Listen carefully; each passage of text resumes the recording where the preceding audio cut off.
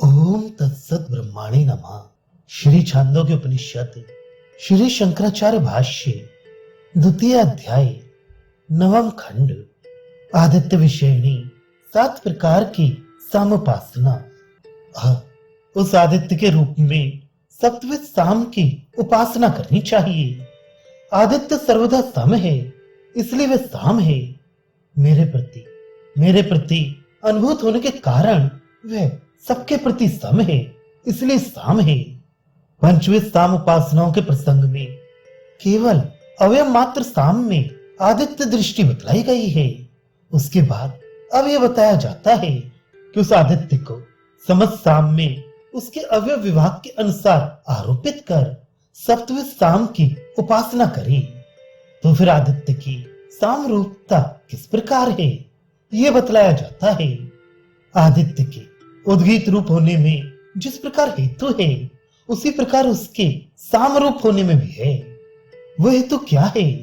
वृद्धि और क्षय का अभाव होने के कारण आदित्य सर्वदा सम है, इसी कारण से वह साम है।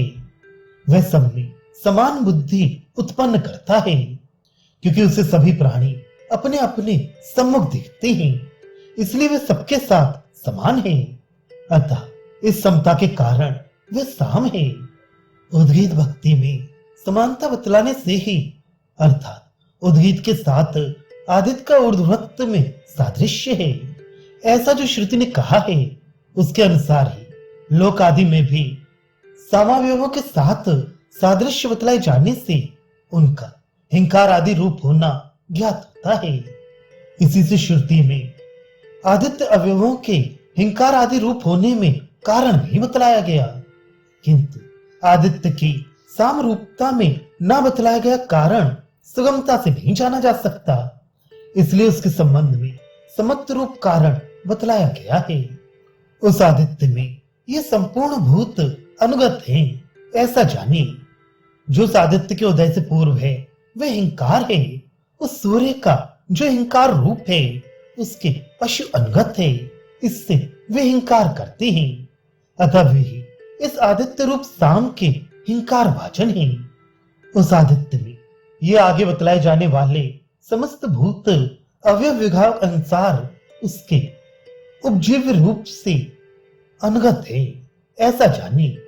वे किस प्रकार अनुगत हैं, ये बतलाते हैं। उस आदित्य का उदय से पहले जो धर्मानुष्ठान का प्रेरक स्वरूप है वह हिंकार भक्ति है। उस धर्म रूप में यही सादृश्य है कि वह उस आदित्य संज्ञक साम का हिंकार भक्ति रूप है। उस आदित्य रूप साम के गौ आदि पशु अनुगत हैं, अर्थात उस हिंकार भक्ति रूप से उसके उपजीवी हैं। क्योंकि ऐसा है, इसलिए वे पशु सूर्योदय से पूर्व हिंकार शब्द करते हैं, अतः वे इस आदित्य संज्ञक साम के हिंकार पात्र हैं। उस हिंकार भक्ति के सेवन में तत्पर रहने से ही वे इस प्रकार बर्ताव करते हैं, अर्थात सूर्योदय से पूर्व हिंकार करते हैं। तथा सूर्य के पहले पहल उदित होने पर जो रूप होता है वह प्रस्ताव है। उसके उस रूप के मनुष्य अनुगामी हैं, अतः वे प्रस्तुति, प्रत्यक्ष स्तुति और प्रशंसा, परोक्ष स्तुति की इच्छा वाले हैं, क्योंकि वे इस साम की प्रस्ताव भक्ति का सेवन करने वाले हैं। तथा सूर्य के पहले पहल उदित होने पर जो उसका रूप होता है वह इस आदित्य संज्ञक साम का प्रस्ताव है। पशुओं के समान उसके उस रूप के मनुष्य अनुगामी हैं, इसी से वे प्रस्तुति और प्रशंसा की इच्छा करते हैं, क्योंकि वे इस साम के प्रस्ताव का भजन करने वाले हैं।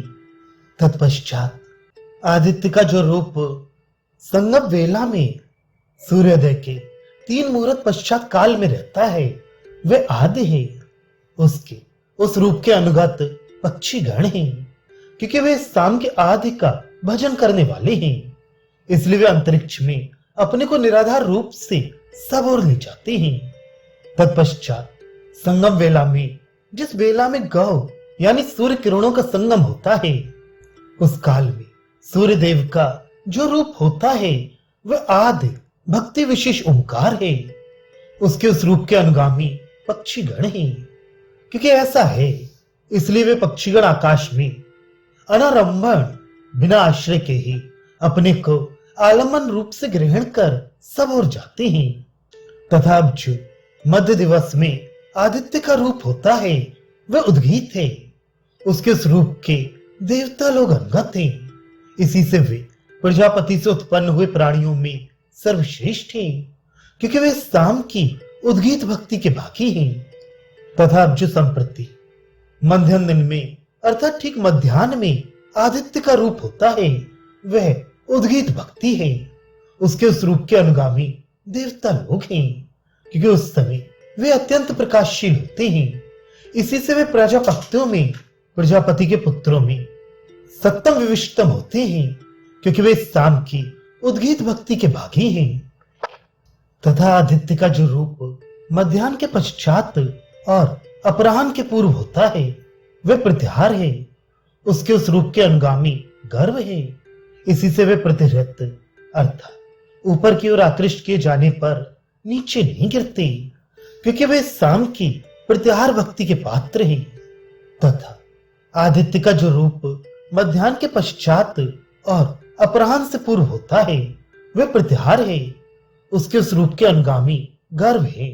अतः वे सूर्य की प्रत्याहार भक्ति रूप से ऊपर की ओर प्रतिहृत आकृष्ट होने के कारण पतन के द्वार पर रहते हुए भी अपन्न नहीं होते, नीचे नहीं गिरते, क्योंकि गर्व इस शाम की प्रत्याहार भक्ति के भागी है। तथा आदित्य का जो रूप अपराह्न के पश्चात और सूर्यास्त से पूर्व होता है वह उपद्रव है। उसके उस रूप के अनुगामी वन्य पशु हैं। इसी से वे पुरुष को देखकर भयवश अरण्य अथवा गुहा में भाग जाते हैं, क्योंकि वे शाम की उपद्रव भक्ति के भागी हैं। तथा आदित्य का जो रूप अपराह्न के पश्चात और सूर्यास्त के पूर्व होता है वह उपद्रव है। इसके उस रूप के अनुगामी वन्य पशु हैं। इसी से वे पुरुष को देखकर भयभीत हो कक्ष, वन में अथवा भयशून्य गुहा में भाग जाते हैं। इस प्रकार देखकर भागने के कारण वे शाम की उपद्रव भक्ति के भागी हैं। तथा आदित्य का जो रूप सूर्यास्त से पूर्व होता है वह निधन है। उसके उस रूप के अनुगत पृथगण हैं।